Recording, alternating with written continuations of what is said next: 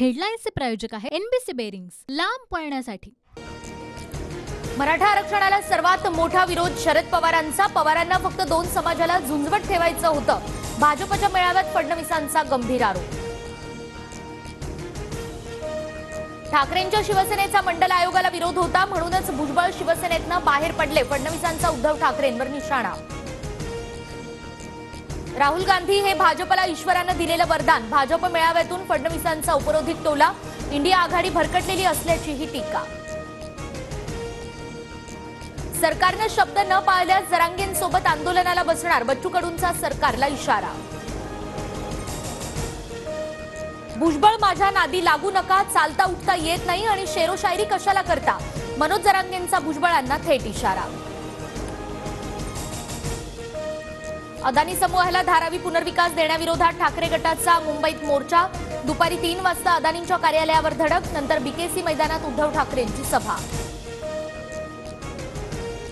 धारावीचा पुनर्विकास प्रकल्प सर्वात मोठा घोटाळा असल्याचा संजय राऊतांचा आरोप। घोटाळ्यातील भाजपचे बरबटलेले हात समोर येतील, राऊतांचा इशारा। टीडीआर मध्ये घोटाळा असेल तर त्याचं पाप ठाकरेंचंच, शेलारांचं राऊतांना प्रत्युत्तर। मुंबईतील विकासामुळे ठाकरे गटाला पोटदुखी, शेलारांची टीका।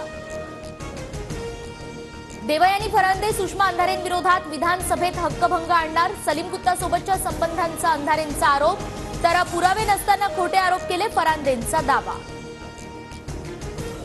वर्ध्यामध्ये आज सकल ओबीसी समाजाची एल्गार सभा, सभेची तयारी पूर्ण। छगन भुजबळांसह अनेक नेते उपस्थित राहणार, मात्र वडेट्टीवारांची सभेकडे पाठ।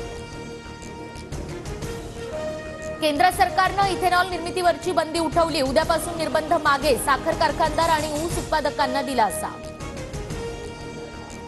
ठाण्यात भयावह घटना, एमएसआरडीसी अधिकाऱ्याच्या मुलानं तरुणीला कारखाली चिरडलं। पूर्ववैमनस्यातून तरुणीला मारहाण, तरुणीवर उपचार सुरू। महिला आयोगानं मागवला घटनेचा अहवाल। चीनच्या बीजिंगमध्ये रेल्वेचा अपघात, बर्फवृष्टीमुळे 2 मेट्रो एकमेकांना धडकल्या, 515 लोक जखमी। केरळच्या त्रिशूरमधील श्री रामस्वामी मंदिरात उत्सवासाठी आणलेल्या हत्तीनं काढला पळ, हत्ती पिसाटला, रस्त्यांवरील गाड्यांचं मोठं नुकसान। हेडलाईन्सचे प्रायोजक आहे एनबीसी बेरिंग्स, लांब पळण्यासाठी।